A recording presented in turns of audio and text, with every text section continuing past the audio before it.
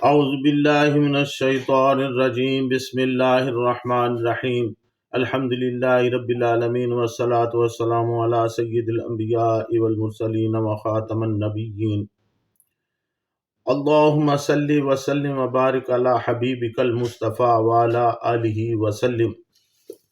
معزز ناظرین، السلام علیکم ورحمۃ اللہ وبرکاتہ۔ جاذب پبلیکیشنز میں خوش آمدید۔ میں محمد سعید جاذب آپ کی خدمت میں حاضر ہوں۔ تعلیم القرآن کا سلسلہ جاری ہے اور میں آپ کی خدمت میں سورۃ النساء کی تفصیلات و تشریحات پیش کر رہا ہوں۔ آج کی نشست میں سورۃ النساء کی آیات نمبر 124 تا 126 شامل ہیں۔ ارشاد باری تعالیٰ ہے، وَمَن يَعْمَلْ مِنَ الصَّالِحَاتِ مِن ذَكَرٍ أَوْ أُنثَىٰ وَهُوَ مُؤْمِنٌ فَأُولَٰئِكَ يَدْخُلُونَ الْجَنَّةَ وَلَا يُظْلَمُونَ نَقِيرًا وَمَنْ أَحْسَنُ دِينًا مِمَّنْ أَسْلَمَ وَجْهَهُ لِلَّهِ وَهُوَ مُحْسِنٌ وَاتَّبَعَ مِلَّةَ إِبْرَاهِيمَ حَنِيفًا وَاتَّخَذَ اللَّهُ إِبْرَاهِيمَ خَلِيلًا وَلِلَّهِ مَا فِي السَّمَاوَاتِ وَمَا فِي الْأَرْضِ وَكَانَ اللَّهُ بِكُلِّ شَيْءٍ مُحِيطًا۔ اور جو کوئی نیک کام کرے گا، مرد ہو یا عورت، اور وہ صاحب ایمان بھی ہوگا، تو ایسے لوگ جنت میں داخل ہوں گے اور ان پر کھجور کی گٹھلی کے شگاف جتنا بھی ظلم نہیں کیا جائے گا۔ اور اس شخص سے اچھا کس کا دین ہو سکتا ہے جس نے اللہ تعالیٰ کے آگے سر جھکا دیا اور وہ نیکوکار بھی ہے اور حضرت ابراہیم علیہ السلام کے دین کے پیرو بھی ہے، جو یکسو یعنی ایک اللہ کے ہو گئے تھے، اور اللہ تعالیٰ نے حضرت ابراہیم علیہ السلام کو اپنا دوست بنا لیا تھا۔ اور آسمان اور زمین میں جو کچھ ہے سب اللہ تعالیٰ کا ہی ہے، اور اللہ تعالیٰ ہر چیز کا احاطہ کیا ہوا ہے۔ وَمَن يَعْمَلْ مِنَ الصَّالِحَاتِ مِن ذَكَرٍ أَوْ أُنثَىٰ وَهُوَ مُؤْمِنٌ، اور جن لوگوں نے حالت ایمان میں نیک کام کیے، خواہ وہ مرد ہوں یا عورت۔ ناظرین، یہاں پر علامہ غلام رسول سعیدی صاحب رحمۃ اللہ علیہ اپنی تفسیر تبیان القرآن میں لکھتے ہیں کہ جب اس سے پہلے والی آیت نازل ہوئی کہ جس نے بھی کوئی برا کام کیا اسے اس کی سزا ضرور ملے گی، تو اہل کتاب نے کہا کہ ہم میں اور تم میں کیا فرق رہ گیا ہے، یعنی گناہوں کی سزا ہمیں بھی ملے گی تو تمہیں بھی ملے گی۔ اس وقت آیت مذکورہ نازل ہوئی کہ جن مسلمانوں نے ایمان کی حالت میں نیک کام کیے ان کو جنت میں داخل کیا جائے گا، اور یہ اس وقت ہوگا جب کہ ان کے گناہ اور برے کام معاف کر دیے جائیں گے۔ چنانچہ معلوم ہوا کہ کافروں کا کوئی نیک عمل مقبول نہیں ہوتا، کیونکہ نیک کاموں کے مقبول ہونے کے لیے ایمان کی شرط ہے۔ نیز اس آیت میں اللہ تعالیٰ نے یہ نہیں فرمایا کہ جس نے ایمان کے ساتھ نیک اعمال کیے، کیونکہ انبیاء علیہم السلام اور چند مخصوص بندگان خدا کے سوا اور کوئی شخص اس کی طاقت نہیں رکھتا کہ اس کا کیا ہوا ہر عمل نیک ہو اور اس سے کوئی برا کام نہ ہوا ہو۔ اس لیے اللہ تعالیٰ نے یہ فرمایا کہ جس نے حالت ایمان میں نیک عمل کیے ہوں، اور خواہ وہ مرد ہوں یا عورت، تو وہ لوگ جنت میں داخل ہوں گے۔ اس سے عام لوگوں کے لیے یہ نوید اور بشارت ہے جن کے بعض عمل نیک ہیں اور ان سے گناہ اور خطائیں بھی سرزد ہوئی ہیں۔ اللہ تعالیٰ اپنے کرم اور فضل سے جنت میں داخل کر دے گا۔ اور یہ آیت معتزلہ اور خارج کے خلاف بہت قوی دلیل ہے کہ مومن مرتکب کبیرہ ہمیشہ دوزخ میں نہیں رہے گا، بلکہ توبہ کے بعد یا بلا توبہ ہی اس کی بخشش ہو جائے گی۔ یعنی یہ خیال معتزلہ اور خارج کا ہے۔ حضرت پیر کرم شاہ صاحب رحمۃ اللہ علیہ اپنی تفسیر ضیاء القرآن میں لکھتے ہیں کہ یہاں اس بات کو واضح کر دیا گیا ہے کہ اعمال صالح کی قبولیت کے لیے ایمان کا ہونا شرط اولین ہے۔ آپ خود دیکھیے کہ ایک آدمی ایک قطع زمین کو ہموار کرتا ہے، اس سے جڑی بوٹی اکھاڑ کر پھینکتا ہے، پھر اس کی آبپاشی کرتا ہے اور دن رات اس کی نگرانی میں مصروف رہتا ہے، لیکن اس میں بیج نہیں ڈالتا، تو کیا اس کی طویل محنت و مشقت کا کوئی نتیجہ برآمد ہوگا؟ جب بیج ہی نہیں تو ساری محنت رائیگاں جائے گی۔ اس طرح ایمان کا تخم نہیں تو دنیا جہان کی ساری نیکیاں بے ثمر ہوں گی، اور اگر ذرا دقت نظر سے کام لیا جائے تو معلوم ہو جاتا ہے کہ عمل صالحہ ہو ہی نہیں سکتا جب تک عامل میں صفت ایمان موجود نہ ہو، کیونکہ ایمان کے بغیر ہر عمل کے پیچھے کوئی پست جذبہ کار فرما ہوگا، مثلا دنیاوی منفعت، شہرت، ذکر دوام وغیرہ وغیرہ۔ تو جس عمل کا محرک ایسی پست چیز ہو وہ عمل صالح نہیں کہلا سکتا۔ صرف ایمان ہی وہ قوت ہے جو ہر عمل کا رخ اللہ وحدہ لا شریک کی طرف موڑ دیتی ہے۔ اسی نسبت کی برکت سے انسان کا ہر عمل صالح بن جاتا ہے۔ اس پر جو نتائج مرتب ہوتے ہیں ان سے عامل کی زندگی کو بھی چار چاند لگ جاتے ہیں، اور اس کی قوم اور ملک کو بھی عزت و ناموری حاصل ہو جاتی ہے۔ فَأُولَٰئِكَ يَدْخُلُونَ الْجَنَّةَ وَلَا يُظْلَمُونَ نَقِيرًا، تو وہ جنت میں داخل ہوں گے اور ان پر کھجور کی گٹھلی کے شگاف جتنا بھی ظلم نہیں کیا جائے گا۔ ناظرین، اس سے پہلے یہ بات واضح ہو چکی ہے کہ صاحب ایمان لوگوں میں سے خواہ وہ مرد ہوں یا عورتیں، جس نے بھی نیک اعمال کیے ان کو جنت میں داخل کر دیا جائے گا، اور اس سے پہلے جو وضاحت پیش کی گئی ہے اور اس سے یہ بھی سامنے آتا ہے کہ صاحب ایمان لوگوں میں سے اگر کسی نے گناہ یا کوئی خطا کی ہوگی تو اسے بھی اس کی سزا بھگتنے کے بعد بالآخر جنت میں داخل کر دیا جائے گا۔ چنانچہ اللہ تعالیٰ نے فرمایا وَلَا يُظْلَمُونَ نَقِيرًا، ایسے لوگوں پر ذرہ برابر بھی ظلم نہیں کیا جائے گا۔ لغات القرآن کے مطابق النقیر اس چھوٹے سے نقطے کو کہتے ہیں جو کھجور کی گٹھلی کی پشت پر ہوتا ہے۔ اس سے مراد ہوتی ہے بہت تھوڑی اور حقیر سی چیز۔ پارہ نمبر 5 سورۃ النساء آیت نمبر 53 میں ارشاد باری تعالیٰ ہے لا یؤتون الناس نقیرا، لوگوں کو اتنا بھی نہیں دیں گے جتنی ارد کے دانے پر سفیدی۔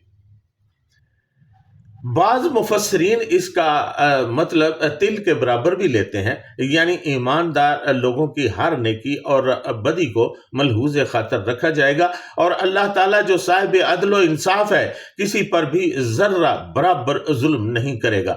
جتنے اعمال نیک اور اچھے ہوں گے بدلہ بھی اتنا ہی اچھا اور بہترین ہوگا، اور صاحب ایمان لوگوں کی برائیوں کو معاف فرما کر انہیں بھی ایمان والا ہونے کا بدلہ دیا جائے گا۔ ناظرین، مولانا عبد الرحمن کیلانی نے اپنی تفسیر القرآن میں جزا اور سزا کے قانون کی چند دفعات بتائی ہیں جو کچھ اس طرح ہے۔ پہلی، ہر انسان کو صرف وہی ملے گا جو اس نے خود کمایا ہوگا، اور اچھے عمل کا اچھا بدلہ ملے گا۔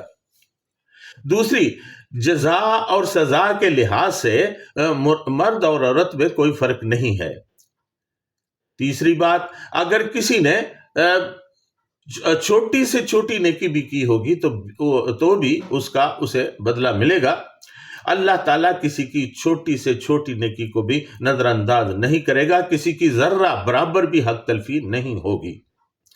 اور چوتھی دفعہ یہ ہے کہ قیامت کے دن کوئی بھی شخص دوسرے کے گناہ کا بوجھ نہیں اٹھائے گا۔ پانچویں، یہ ناممکن ہے کہ زید کے گناہ کا بار بکر کے سر ڈال دیا جائے۔ اور چھٹی، شفاعت کے مستحق صرف گناہ گار موحدین ہوں گے، وہ بھی ان شرائط کے ساتھ کہ اللہ تعالیٰ جس کے حق میں سفارش چاہے گا اسی کے حق میں کی جا سکے گی، اور جس شخص کو سفارش کرنے کی اجازت دے گا وہی سفارش کر سکے گا۔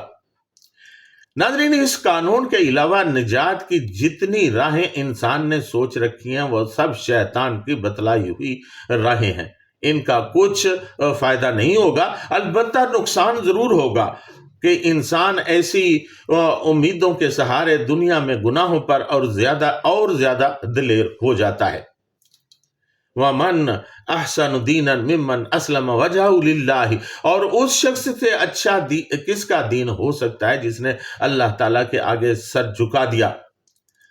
ناظرین، چہرہ چونکہ انسانی جسم کا معزز ترین حصہ ہوتا ہے، اس لیے یہاں چہرہ کا نام لیا گیا ہے، تاہم اس سے مراد پورا جسم انسانی ہے، اور مقصد یہ ہے کہ انسان مکمل طور پر اللہ تعالیٰ کی رضا کے تابع ہو جائے اور اپنے آپ کو ہمتاً اللہ تعالیٰ کی طرف جھکا دے۔ چہرے کو تابع کرنے کا مطلب یہ بھی ہے کہ انسان میں غایت درجہ کا اخلاص پایا جائے، اور اخلاص کا معنی یہ ہے کہ بندہ ہر کام اللہ تعالیٰ کی رضا کے لیے انجام دے، اور رضا الہی سے مراد یہ ہے کہ اس کا عقیدہ پاک ہو۔ ناظرین، اللہ تعالیٰ کی وحدانیت کے ساتھ صحیح ایمان ہوگا تو اخلاص بھی پیدا ہوگا۔ پارہ نمبر 30 سورۃ البینہ آیت نمبر 5 میں ارشاد باری تعالیٰ ہے، وَمَا أُمِرُوا إِلَّا لِيَعْبُدُوا اللَّهَ مُخْلِصِينَ لَهُ الدِّينَ حُنَفَاءَ وَيُقِيمُوا الصَّلَاةَ وَيُؤْتُوا الزَّكَاةَ وَذَلِكَ دِينُ الْقَيِّمَةِ، اور انہیں اس کے سوا حکم نہیں دیا گیا کہ وہ اللہ تعالیٰ کی عبادت کریں، اس حال میں کہ اس کے لیے دین کو خالص کرنے والے، یکسو ہونے والوں، اور نماز قائم کریں اور زکوٰۃ ادا کریں، اور یہی مضبوط ملت کا دین ہے۔ چنانچہ اخلاص توحید سے ہی آتا ہے۔ اگر اخلاص نہیں ہوگا تو عبادت بھی قبول نہیں ہوگی اور نہ ہی فلاح نصیب ہوگی۔ ناظرین، بہترین دین کی ایک صفت تو اخلاص ہے، اور دوسری وہ محسن، یعنی انسان نیکی کرنے والا ہو، اور محسن کا مطلب یہ بھی ہے کہ عامل کا طریقہ کار درست ہو۔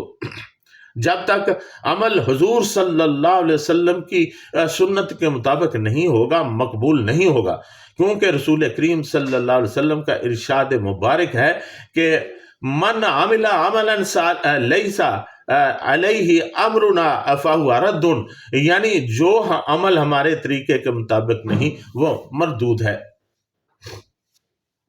واتبع ملت ابراہیم حنیفہ، اور وہ حضرت ابراہیم علیہ السلام کے دین کا پیرو ہو جو یکسو یعنی ایک اللہ کے ہو گئے تھے۔ جیسا کہ پہلے بیان ہوا ہے، بہترین دیندار وہ ہے جس میں اخلاص پایا جائے اور وہ سنت نبوی صلی اللہ علیہ وسلم پر عمل پیرا بھی ہو، اور تیسری چیز یہ ہے کہ وہ ملت ابراہیمی کا پیروکار بھی ہو۔ اور حضرت ابراہیم علیہ السلام کی صفت یہ ہے کہ وہ حنیف یعنی ہر طرح سے کٹ کر یکسو ہو گئے تھے۔ حنیف وہ ہے جو اللہ تعالیٰ کی توحید پر ایمان رکھتا ہے، نماز میں خانہ کعبہ کی طرف رخ کرتا ہے، ختنہ کرتا ہے، قربانی کرتا ہے، اور شرک سے بیزار ہے۔ یہ تمام صفات حضرت ابراہیم علیہ السلام میں پائی جاتی تھیں، اس لیے اللہ تعالیٰ نے ان کی ملت کی اتباع کا حکم دیا۔ وَمَا أُمِرُوا إِلَّا لِيَعْبُدُوا اللَّهَ مُخْلِصِينَ لَهُ الدِّينَ حُنَفَاءَ، اور ان لوگوں کو یہی حکم دیا گیا کہ وہ خالص اللہ تعالیٰ کی عبادت کریں اور حنیف بن جائیں۔ حنفاء کا معنی ہے حنفاء للہ غیر مشرکین بہ، یعنی سب کے سب حنیف بن جاؤ اور شرک کرنے والے نہ بنو۔ اللہ تعالیٰ نے یہی بات تمام انبیاء کے ذریعہ لوگوں تک پہنچائی کہ خالص اللہ تعالیٰ کی عبادت کرو۔ چنانچہ حضرت ابراہیم علیہ السلام سب سے بڑے موحد اور حنیف تھے، لہٰذا اللہ تعالیٰ نے ان کی پیروی کا حکم دیا ہے۔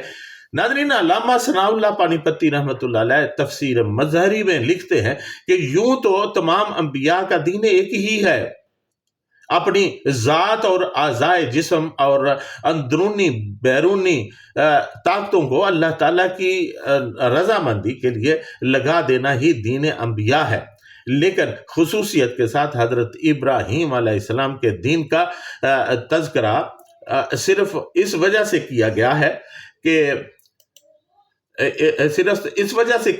آپ علیہ السلام کی نبوت پر تمام اقوام کا اتفاق ہے، اور ہر دین میں آپ علیہ السلام کی حقانیت مسلم ہے۔ پھر دین اسلام بکثرت فروعی مسائل میں شریعت ابراہیمی کے موافق ہے۔ مثلا کعبہ کی طرف رخ کر کے نماز ادا کرنا، کعبہ کا طواف، مناسک حج، ختنہ، مہمان نوازی اور محاسن فطریہ جن کی تکمیل کا حکم حضرت ابراہیم علیہ السلام کو دیا گیا تھا اور وہ اس امتحان میں پورے اترے، اور یہ تمام احکام شریعت اسلامیہ میں باقی رکھے گئے۔ حنیفاً سے حضرت ابراہیم علیہ السلام یا ملت ابراہیمی پر حنیف ہو کر چلنا مراد ہے۔ حنیف سے مراد ہے تمام باطل راستوں سے منہ موڑ کر راہ حق پر چلنے والا۔ حضرت ابراہیم علیہ السلام نے بت پرستی سے منہ موڑ لیا تھا، باوجود کہ آپ علیہ السلام کے باپ کے خاندان اور قوم والے سب بت پرست ہی تھے، مگر آپ علیہ السلام نے سب کو چھوڑ کر راہ مستقیم کو اختیار کیا۔ وَاتَّخَذَ اللَّهُ إِبْرَاهِيمَ خَلِيفَةً، اور اللہ تعالیٰ نے حضرت ابراہیم علیہ السلام کو اپنا دوست بنایا تھا، یعنی اللہ تعالیٰ نے حضرت ابراہیم علیہ السلام کو اپنا خالص دوست بنا لیا تھا۔ خلیل کا مطلب ہے سچا دوست، خالص محبت کرنے والا۔ لفظ خلۃ کا اشتقاق خلال سے ہے، اور یہ خلال کا معنی ہے گھس جانا، مخلوط ہو جانا۔ خلت باطنی محبت کو کہتے ہیں، یہ بھی دل کے اندر گھس جاتی ہے اور نفس میں مخلوط ہو جاتی ہے، یا پھر یہ خلل سے مشتق ہے۔ خلل کا معنی ہے رکھنا یا شگاف۔ ناظرین، دو گہرے دوستوں میں سے ہر ایک دوسرے کی حاجت روائی کرتا اور اس کی حالت کو بگاڑ کر درست کرتا ہے، اس لیے دونوں کو خلیل کہا جاتا ہے۔ اسی لیے علامہ زجاج رحمۃ اللہ علیہ کہتے ہیں کہ خلیل وہ ہے جس کی محبت میں کوئی رکھنا نہ ہو۔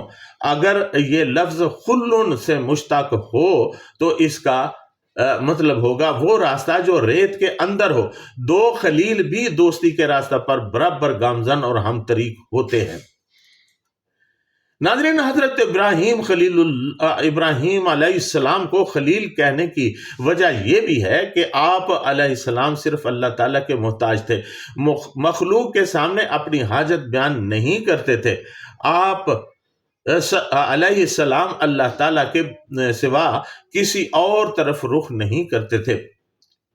ناظرین، امام بہقی رحمۃ اللہ علیہ نے شعب الایمان میں حضرت عبداللہ بن عمر رضی اللہ تعالیٰ عنہ کی روایت سے لکھا ہے کہ رسول اللہ صلی اللہ علیہ وسلم نے حضرت جبریل امین علیہ السلام سے دریافت کیا، اللہ تعالیٰ نے حضرت ابراہیم علیہ السلام کو خلیل کس وجہ سے بنایا؟